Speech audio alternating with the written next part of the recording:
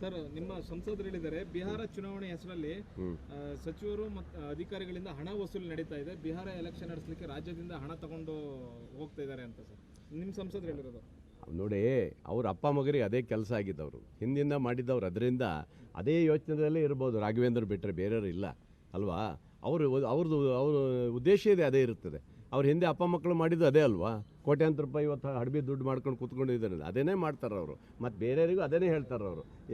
ಅಧಿಕಾರಿಗಳ ಹತ್ರ ದುಡ್ಡು ಇಸ್ಕೊಟ್ರು, ದುಡ್ಡು ತೊಗೊಂಡೋಗಿ ಯಾರು ಬಿಹಾರಕ್ಕೆ ಕೊಡ್ತಾರೆ ಅಂದರೆ ಯಾವುದಾದ್ರು ಒಂದು ಚುನಾವಣೆ ಬಂದು ಕೂಡ ಇವ್ರದ್ದೊಂದು ಕತೆ ಇದ್ದೇ ಇರುತ್ತೆ, ಹಕ್ಕಿಕತೆ ಹೇಳ್ತಾನೆ ಇರ್ತಾರೆ. ಇವೆಲ್ಲ ಯಾವುದೂ ನಡೆಯೋದಿಲ್ಲ. ಯಾವುದೇ ಚುನಾವಣೆಗೆ ಯಾವುದೇ ದುಡ್ಡು ಕಲೆಕ್ಟ್ ಮಾಡುವಂಥ ಪ್ರಶ್ನೆನೇ ಇಲ್ಲ. ಅದೆಲ್ಲ ಅಲ್ಲಿನ ಲೀಡ್ರ್ಗಳು ಏನಿದ್ದಾರೆ ಅವ್ರು ನೋಡ್ಕೋತಾರೆ. ಭೇಟಿ ಮಾಡ್ತಾ ಇದ್ದೀರಿ? ಪದೇ ಪದೇ ಏನು DCM ಇಲ್ಲ. ನಿನ್ನೆ CM ಅವ್ರ ಮನೆಗೆ ಹೋಗಿದ್ದೇನೆ. CM ಅವ್ರ ಜೊತೆಗೆ ದೊಡ್ಡಬಳ್ಳಾಪುರಕ್ಕೆ ಹೋಗಿ ಕಾರ್ಯಕ್ರಮ ಮುಗಿಸಿ ಬಂದಿದ್ದೇನೆ. ಇವತ್ತು ವಿಶ್ ಮಾಡೋಕ್ಕೆ ಇವತ್ತು ಹೋಗ್ತಾ ಇದ್ದೇನೆ. CM ಅವ್ರು ಇವತ್ತು ಇಲ್ಲ, ಮೈಸೂರಿಗೆ ಹೋಗ್ತೀನಿ ಅಂದಿದ್ದಾರೆ. ನಾಳೆ ಅವ್ರ ಮನೆಗೆ ಹೋಗ್ತಾ ಇದ್ದೀನಿ. ಇದು ಎಂತ ಅದಕ್ಕೂ ಅಲ್ಲ, ಇದು ಚೆನ್ನಾಗಿದೆ ನಿಮ್ಮದು. ಅಲ್ಲವೇ ನಮ್ಮ ರಾಜ್ಯದ ಮುಖ್ಯಮಂತ್ರಿಗಳು, ನಮ್ಮ ರಾಜ್ಯದ ಉಪಮುಖ್ಯಮಂತ್ರಿಗಳು, ನಮ್ಮ ರಾಜ್ಯದ ಮಂತ್ರಿಗಳು ಮನೆ ಹೋಗ್ಲಿಕ್ಕೆ ನಮಗೆ ಏನ್ರಿ ಆಗಬೇಕು? ಕೇಳ್ತೀನಪ್ಪ, ಅರೆ ಅವ್ರನ್ನ ಕೇಳ್ತೀನಿ. ಒಳ್ಳೆ 3ನೇ ಟರ್ಮ್ MLA ಆಗಿದ್ದೇನೆ, ಒಬ್ಬ ಹಿಂದುಳಿದ ವರ್ಗದ ಒಬ್ಬ ನಾಯಕ ಈಡಿಗ ಸಮಾಜದಲ್ಲಿ ಇದ್ದೇನೆ, ಬಂಗಾರಪ್ಪನ ಶಿಷ್ಯನಾಗಿದ್ದೇನೆ. ಹಾಗಾಗಿ ಕೇಳಿದ್ದೇನೆ, ಮುಖ್ಯಮಂತ್ರಿಗಳಿಗೂ ಕೇಳಿದ್ದೇನೆ, ನಮ್ಮ ಸಾಹೇಬರಿಗೂ ಕೇಳಿದ್ದೇನೆ, ಕೆಲವು ಹಿರಿಯ ನಮ್ಮ ಮಂತ್ರಿಗಳಿಗೂ ಕೇಳಿದ್ದೇನೆ. ಸರ್, ಒಂದು ಅವಕಾಶ ಕೊಡಿ ಸಾರ್ ಅಂತ ಕೇಳಿದ್ದೇನೆ. ತಪ್ಪೇನಿದೆ? ಕೊಡೋದು ಬಿಡೋದು ಅವ್ರಿಗೆ ಬಿಟ್ಟಿದ್ದು. ಕೊಡಲ್ಲ ಅಂತೇಳಿ ಭಿನ್ನಮತ ಮಾಡಲ್ಲ, ವಿರೋಧ ಹೋಗಲ್ಲ, ಏನೂ ಮಾಡಲ್ಲ. ನಾನು ನನ್ನ ಇದೇ ಮುಖ್ಯಮಂತ್ರಿಗಳ ಕೈ ಕೆಳಗೆ ಸಚಿವರಾಗಬೇಕು ಅಂತ ಅದು ನನಗೆ ಗೊತ್ತಿಲ್ಲ. ಅದನ್ನೆಲ್ಲ ನೀವು ಹೈಕಮಾಂಡ್ ವಿಚಾರದಲ್ಲಿ ನೀವು ಕೇಳ್ಕೊಳ್ಳಿ. ಅದೆಲ್ಲ ದೇವರ ಇಚ್ಛೆ ಅಂತ ನಾನು ತಿಳ್ಕೊಂಡಿದ್ದೇನೆ ಅಷ್ಟೇ. ಸರ್, ಈಗ ನಿನ್ನೆ ನೆರೆ ಪರಿಹಾರ ಬಿಡುಗಡೆ ಆಗಿದೆ. 384 ಕೋಟಿ ರಾಜ್ಯಕ್ಕೆ ಕೊಡೋಕೆ ಕೇಂದ್ರ ಗೃಹ ಸಚಿವ ಅಮಿತ್ ಶಾ ಅನುಮೋದನೆ ಕೊಟ್ಟಿದ್ದಾರೆ. ಆದರೆ ಮಹಾರಾಷ್ಟ್ರಕ್ಕೆ 1580 ಕೋಟಿಯನ್ನು ಕೊಟ್ಟಿದ್ದಾರೆ. 380 ಕೋಟಿ ಕರ್ನಾಟಕಕ್ಕೆ, 1500 ಕೋಟಿ. ಸರ್ ನೋಡಿ, 2 ವರ್ಷದಿಂದ 2.5 ವರ್ಷ ಆಗ್ತಾ ಬಂತು ನಮ್ಮ ಸರ್ಕಾರ ಬಂದ ಮೇಲೆ. ಕೇಂದ್ರದ ಎಲ್ಲ ಇದರಲ್ಲೂ ಸಹ ನಮ್ಮಂತಕ್ಕೆ ಹಿಡಿತವನ್ನು ಕೊಟ್ಟಿದ್ದಾರೆ. ಈಗ ನೋಡಿ, ಸಡನ್ಲಿ ನಿಮಗೆ ಇವತ್ತು GSTಯನ್ನು ಇದು ಮಾಡಿದ್ರು, 15,000 ಕೋಟಿ ನಮಗೆ ಲಾಸ್ ಆಯಿತು. ಒಂದೇ ಸರಿಗೆ ಮಾಡಿದ್ರು. ಇಷ್ಟು ವರ್ಷ ದುಡ್ಡು ತೊಗೊಂಡ್ರು, ಆಮೇಲೆ ಒಂದೇ ಸರಿಗೆ ಇದು ಮಾಡಿದ್ರು. ಎಲ್ಲ ರಾಜ್ಯಕ್ಕೂ ಹೊಡೆದ ಬಿದ್ದಿದೆ. ನಮಗೆ ಬರುವಂಥ ಹಣವನ್ನು ಕೊಡಬೇಕಾದ್ರೆ ನಾವು ಕೋರ್ಟಿಗೆ ಹೋಗಿ ತರುವಂಥದ್ದು ಆಯಿತು. ಆ ಪರಿಸ್ಥಿತಿ ಬಂತು. ಇವತ್ತು ನಬಾರ್ಡ್ ಯೋಜನೆಯಲ್ಲಿ ಇವತ್ತು ಒಂದೇ ₹1 ಹಣ ಬರ್ತಾಯಿಲ್ಲ.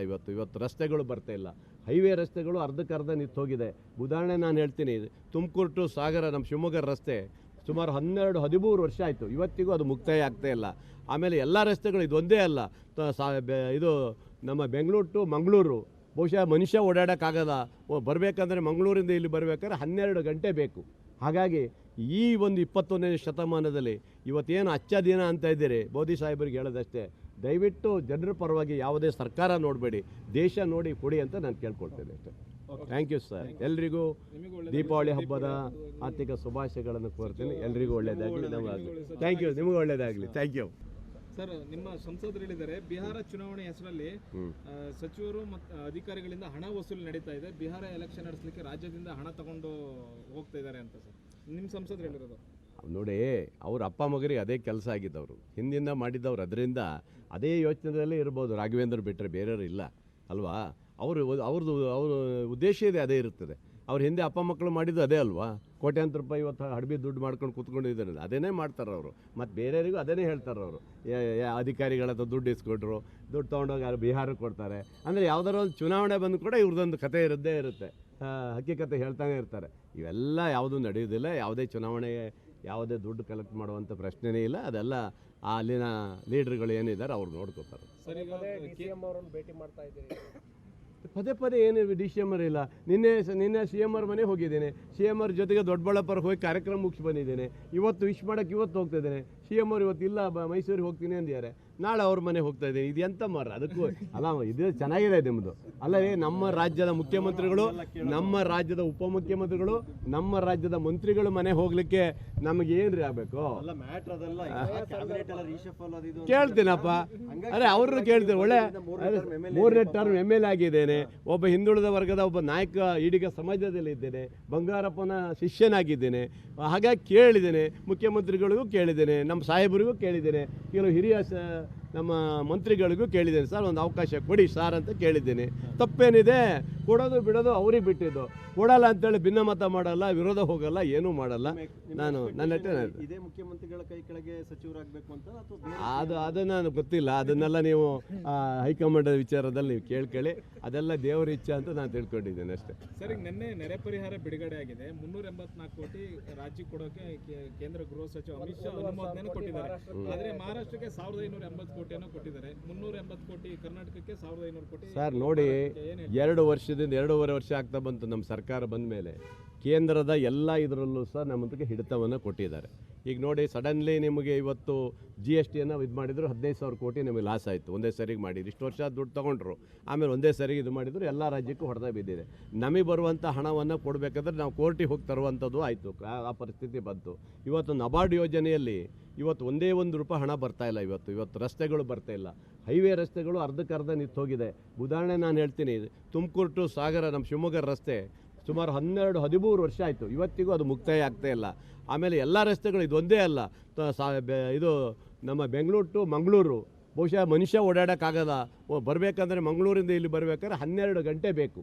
ಹಾಗಾಗಿ ಈ ಒಂದು 21ನೇ ಶತಮಾನದಲ್ಲಿ ಇವತ್ತೇನು ಅಚ್ಚ ದಿನ ಅಂತ ಇದ್ದೀರಿ, ಮೋದಿ ಸಾಹೇಬರಿಗೆ ಹೇಳೋದಷ್ಟೇ, ದಯವಿಟ್ಟು ಜನರ ಪರವಾಗಿ ಯಾವುದೇ ಸರ್ಕಾರ ನೋಡಬೇಡಿ, ದೇಶ ನೋಡಿ ಕೊಡಿ ಅಂತ ನಾನು ಕೇಳ್ಕೊಳ್ತೇನೆ ಅಷ್ಟೇ. Thank you sir. ಎಲ್ರಿಗೂ ದೀಪಾವಳಿ ಹಬ್ಬದ ಆರ್ಥಿಕ ಶುಭಾಶಯಗಳನ್ನು ಕೋರ್ತೀನಿ. ಎಲ್ರಿಗೂ ಒಳ್ಳೆಯದಾಗಲಿ. ನಮಗಾಗಲಿ. Thank you. ನಿಮಗೂ ಒಳ್ಳೆಯದಾಗಲಿ. Thank you. ಸರ್, ನಿಮ್ಮ ಸಂಸದರು ಹೇಳಿದ್ದಾರೆ, ಬಿಹಾರ ಚುನಾವಣೆ ಹೆಸರಲ್ಲಿ ಸಚಿವರು ಮತ್ತು ಅಧಿಕಾರಿಗಳಿಂದ ಹಣ ವಸೂಲಿ ನಡೀತಾ ಇದೆ. ಬಿಹಾರ ಎಲೆಕ್ಷನ್ ನಡೆಸಲಿಕ್ಕೆ ರಾಜ್ಯದಿಂದ ಹಣ ತಗೊಂಡು ಹೋಗ್ತಾ ಇದ್ದಾರೆ ಅಂತ ಸರ್ ನಿಮ್ಮ ಸಂಸದರು ಹೇಳಿರೋದು. ನೋಡಿ, ಅವ್ರ ಅಪ್ಪ ಮಗರಿಗೆ ಅದೇ ಕೆಲಸ ಆಗಿದ್ದವರು, ಹಿಂದಿಂದ ಮಾಡಿದ್ದವ್ರು. ಅದರಿಂದ ಅದೇ ಯೋಚನೆದಲ್ಲೇ ಇರ್ಬೋದು. ರಾಘವೇಂದ್ರ ಬಿಟ್ಟರೆ ಬೇರೆಯವರು ಇಲ್ಲ ಅಲ್ವಾ. ಅವ್ರ ಉದ್ದೇಶ ಇದೆ, ಅದೇ ಇರುತ್ತದೆ. ಅವ್ರ ಹಿಂದೆ ಅಪ್ಪ ಮಕ್ಕಳು ಮಾಡಿದ್ದು ಅದೇ ಅಲ್ವಾ. ಕೋಟ್ಯಾಂತರ ರೂಪಾಯಿ ಇವತ್ತು ಹಡಬಿ ದುಡ್ಡು ಮಾಡ್ಕೊಂಡು ಕೂತ್ಕೊಂಡಿದ್ದಾರೆ. ಅದೇನೇ ಮಾಡ್ತಾರೆ ಅವರು. ಮತ್ತು ಬೇರೆಯವರಿಗೂ ಅದನ್ನೇ ಹೇಳ್ತಾರೆ ಅವರು. ಅಧಿಕಾರಿಗಳ ಹತ್ರ ದುಡ್ಡು ಇಸ್ಕೊಟ್ರು, ದುಡ್ಡು ತೊಗೊಂಡೋಗಿ ಯಾರು ಬಿಹಾರಕ್ಕೆ ಕೊಡ್ತಾರೆ. ಅಂದರೆ ಯಾವುದಾದ್ರು ಒಂದು ಚುನಾವಣೆ ಬಂದು ಕೂಡ ಇವ್ರದ್ದೊಂದು ಕತೆ ಇದ್ದೇ ಇರುತ್ತೆ. ಹಕ್ಕಿಕತೆ ಹೇಳ್ತಾನೆ ಇರ್ತಾರೆ. ಇವೆಲ್ಲ ಯಾವುದೂ ನಡೆಯೋದಿಲ್ಲ. ಯಾವುದೇ ಚುನಾವಣೆಗೆ ಯಾವುದೇ ದುಡ್ಡು ಕಲೆಕ್ಟ್ ಮಾಡುವಂಥ ಪ್ರಶ್ನೆನೇ ಇಲ್ಲ. ಅದೆಲ್ಲ ಅಲ್ಲಿನ ಲೀಡ್ರ್ಗಳು ಏನಿದ್ದಾರೆ ಅವ್ರು ನೋಡ್ಕೋತಾರೆ. ಭೇಟಿ ಮಾಡ್ತಾ ಇದ್ದೀರಿ. ಪದೇ ಏನು DCM ಇಲ್ಲ. ನಿನ್ನೆ CM ಮನೆ ಹೋಗಿದ್ದೇನೆ. CM ಜೊತೆಗೆ ದೊಡ್ಡಬಳ್ಳಾಪುರಕ್ಕೆ ಹೋಗಿ ಕಾರ್ಯಕ್ರಮ ಮುಗಿಸಿ ಬಂದಿದ್ದೇನೆ. ಇವತ್ತು ವಿಶ್ ಮಾಡೋಕ್ಕೆ ಇವತ್ತು ಹೋಗ್ತಿದ್ದೇನೆ. CM ಇವತ್ತು ಇಲ್ಲ, ಮೈಸೂರಿಗೆ ಹೋಗ್ತೀನಿ ಅಂದಿದ್ದಾರೆ. ನಾಳೆ ಅವ್ರ ಮನೆ ಹೋಗ್ತಾ ಇದ್ದೀನಿ. ಇದು ಎಂತ ಅದಕ್ಕೂ ಅಲ್ಲ, ಇದು ಚೆನ್ನಾಗಿದೆ ನಿಮ್ಮದು. ಅಲ್ಲವೇ, ನಮ್ಮ ರಾಜ್ಯದ ಮುಖ್ಯಮಂತ್ರಿಗಳು, ನಮ್ಮ ರಾಜ್ಯದ ಉಪಮುಖ್ಯಮಂತ್ರಿಗಳು, ನಮ್ಮ ರಾಜ್ಯದ ಮಂತ್ರಿಗಳು ಮನೆ ಹೋಗ್ಲಿಕ್ಕೆ ನಮಗೆ ಏನ್ರಿ ಆಗಬೇಕು? ಕೇಳ್ತೀನಪ್ಪ. ಅರೆ ಅವ್ರನ್ನ ಕೇಳ್ತೀನಿ. ಒಳ್ಳೆ 3ನೇ ಟರ್ಮ್ MLA ಆಗಿದ್ದೇನೆ. ಒಬ್ಬ ಹಿಂದುಳಿದ ವರ್ಗದ ಒಬ್ಬ ನಾಯಕ ಈಡಿಗ ಸಮಾಜದಲ್ಲಿ ಇದ್ದೇನೆ. ಬಂಗಾರಪ್ಪನ ಶಿಷ್ಯನಾಗಿದ್ದೇನೆ. ಹಾಗಾಗಿ ಕೇಳಿದ್ದೇನೆ, ಮುಖ್ಯಮಂತ್ರಿಗಳಿಗೂ ಕೇಳಿದ್ದೇನೆ, ನಮ್ಮ ಸಾಹೇಬರಿಗೂ ಕೇಳಿದ್ದೇನೆ, ಕೆಲವು ಹಿರಿಯ ನಮ್ಮ ಮಂತ್ರಿಗಳಿಗೂ ಕೇಳಿದ್ದೇನೆ, ಸರ್ ಒಂದು ಅವಕಾಶ ಕೊಡಿ ಸಾರ್ ಅಂತ ಕೇಳಿದ್ದೀನಿ. ತಪ್ಪೇನಿದೆ, ಕೊಡೋದು ಬಿಡೋದು ಅವ್ರಿಗೆ ಬಿಟ್ಟಿದ್ದು.